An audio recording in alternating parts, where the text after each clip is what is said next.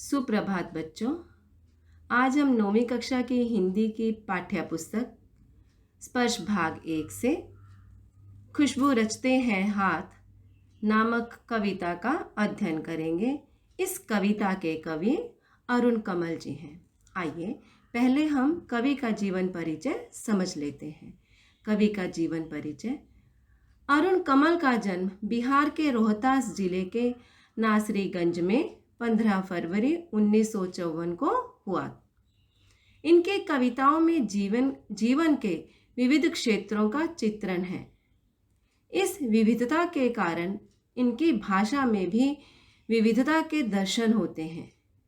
इनकी कविताएं जितनी आप बीती हैं उतनी ही जग बीती भी। तो कवि का जीवन परिचय इस प्रकार से है। कवि अरुण कमल का जन्म बिहार के रोहतास नामक जिले के नासरीगंज स्थान पर हुआ। कब हुआ? 15 फरवरी 1954 को हुआ था। इनके कविताओं में जीवन के अनेक क्षेत्रों का चित्रण पाया जाता है और इसी विविधता के कारण इनकी भाषा में भी विविधता के दर्शन होते हैं। जो इनकी कविताएं होती हैं, इनकी कविताएं खड़ी बोली में लिखी गई हैं। इनकी कविताओं की एक विशेषता और भी है कि इनकी कविताएं जितनी आप बीती हैं उतनी ही जग बीती भी हैं।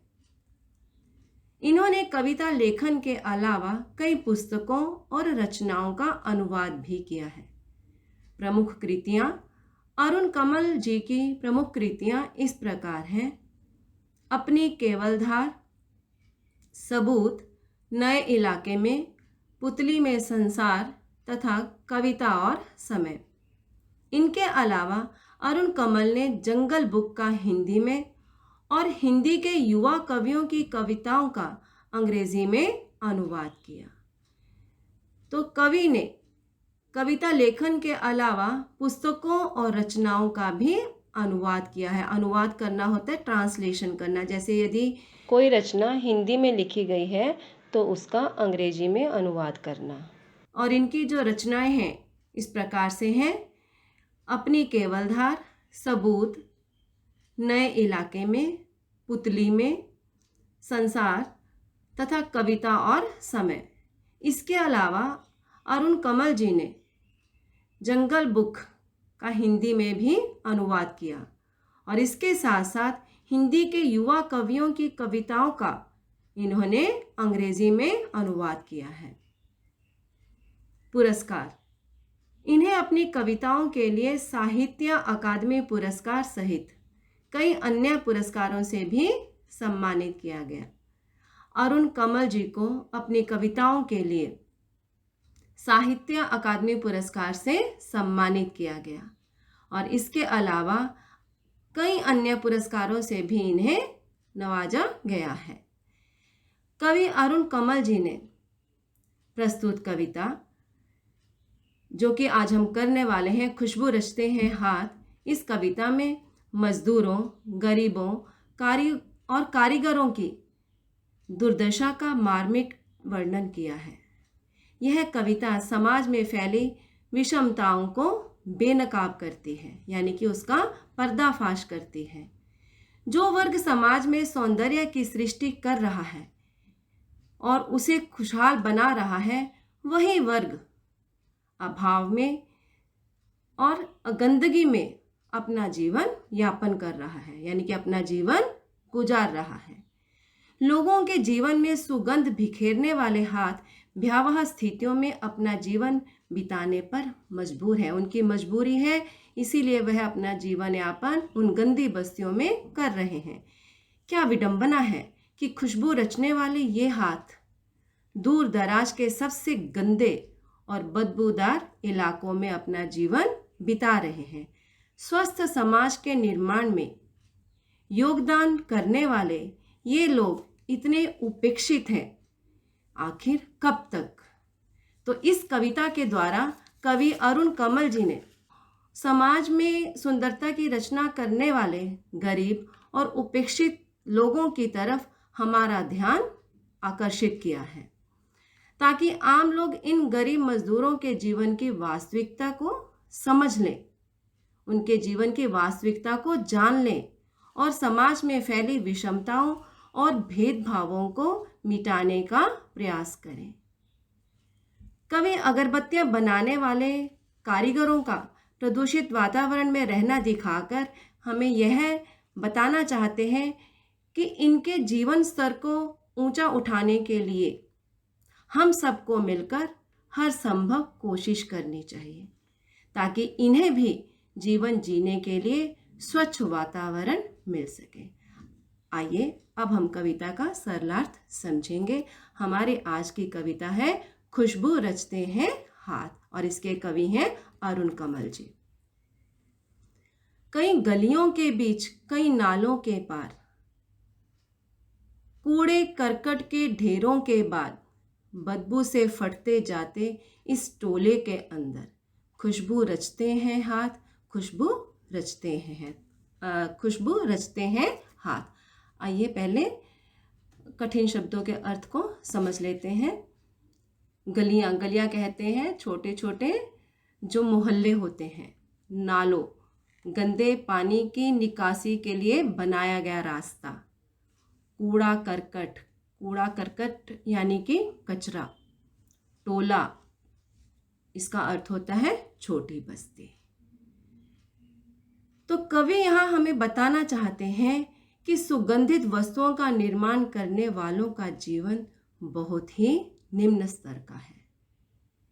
वे हमें यहाँ बता रहे हैं कि जो हाथ खुशबू फैलाने वाली अगरबत्तियों का निर्माण करते हैं वे स्वयं कैसी बदबूदार बस्तियों में रहते हैं।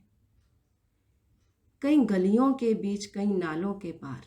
गलियां आपको बताया गया है छोटे मोहल्ले, तो कई गलियों के बीच और कई नालों के पार, मतलब कि नालों को पार करके गलियों के बीच में, और कूड़े करकट यानी कि कचरे के ढेरों के बाद।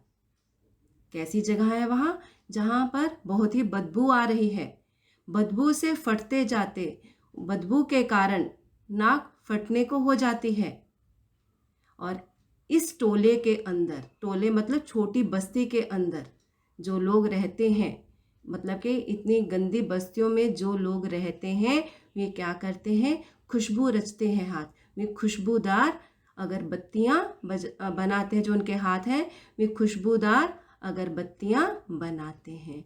यानी कि जो लोग खुशबूदार अगरबत्तियाँ बना रहे हैं वो खुद कहाँ रहते हैं? वो बहुत ही गंदी बस्ती में रहते हैं, छोटी छोटी गलियों के बीच में रहते हैं, जहाँ पर गंदे नाले बहते हैं उसके पार रहते हैं, और वहाँ पर कचरे के ढेर लगे हुए हैं, और वहाँ से इतनी गंदी बदबू आ रही है कि उनकी नाक भी फटने को हो जाती है।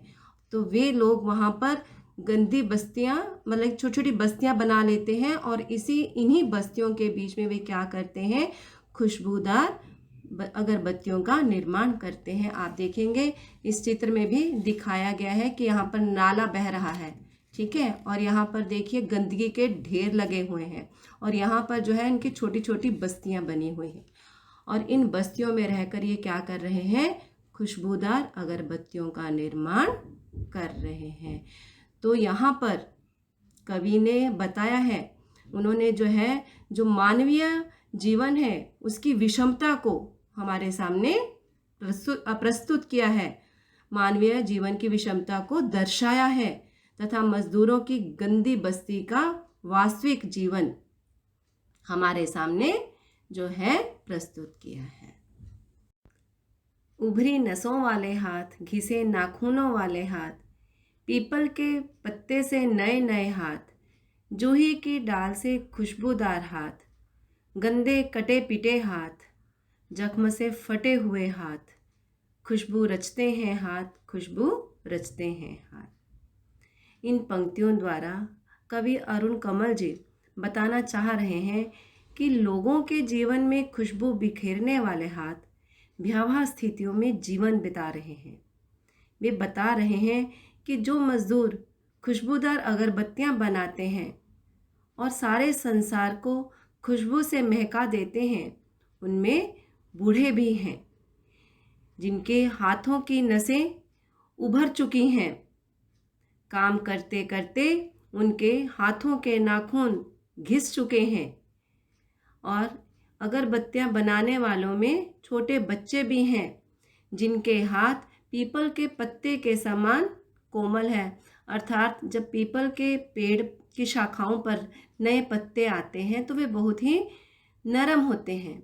उसी प्रकार से जो छोटे बच्चे अगरबत्तियां बना रहे हैं उनके हाथ पीपल के पत्ते के समान कोमल हैं, नाजुक हैं, नरम हैं, लेकिन फिर भी वे काम कर रहे हैं। और ये अगरबत्तियां बनाने वालों में नवयुवतियां भी हैं जिनके हाथ जूही के फूल के समान खुशबूदार हैं, नरम हैं। और इनमें जो है काम की अधिकता के कारण गंदे हाथों वाले और कटे हुए हाथों वाले मजदूर भी हैं, क्योंकि काम की अधिकता के कारण इन मजदूरों को भी काम करना पड़ रहा है। और जिन लोगों के हाथों में काम करते करते घाव हो गए हैं वे मजदूर भी क्या करने में लगे हुए हैं? अगरबत्तियां बनाने में लगे हुए हैं। कवि यहाँ हमें यह बताना चाह रहे हैं कि इनके जीवन में इतनी विपत्तियां हैं, इतने कष्ट हैं, लेकिन इतनी विपत्तियों के बाद भी ये काम करते चले जा रहे हैं। कवि ने इन पंक्तियों में उपेक्षित वर्ग की करुणाजनक स्थिति को दर्शाया है। उन्होंने इनकी करुणाजनक स्थिति का वर्णन किया है। गरीबी के कारण ये लोग अत्यंत कठोर श्रम करने के लिए मजबूर हैं। ये देखिए यहाँ पर जो दिखाया गया है, ये जो है कैसे हाथ है। ये हाथ देखेंगे तो हाथ की जो नसें हैं वो उभर चुकी हैं। और ये जो है नवयुवतियों के हाथ हैं जो कि बहुत ही कोमल हैं, लेकिन फिर भी काम करती हैं। और ये छोटे छोटे बच्चे हैं जो कि अगरबत्तियां बना रहे हैं। और यहाँ देखेंगे जो ये हाथ हैं, इन हाथों पर जो है घाव हो चुके हैं, लेकिन फिर भी इनकी परिस्थितियां ऐसी हैं जो कि इन्हें काम करने के लिए मजबूर कर रही हैं। आइए अब शब्दों के अर्थ जान लेंगे। शब्दार्थ: नाला, गंदे पानी के बहाव के लिए बनाया गया रास्ता। कूड़ा करकट, कचरा। टोला, छोटी बस्ती। जख्म, घाव। मुल्क, देश। तो विद्यार्थियों, मैं उम्मीद करती हूँ कविता का जो अंश हमने आज पढ़ा है आपको अच्छे से समझ में आ गया होगा। बचे हुए अंश को हम अगले वीडियो में पूरा करेंगे। धन्यवाद।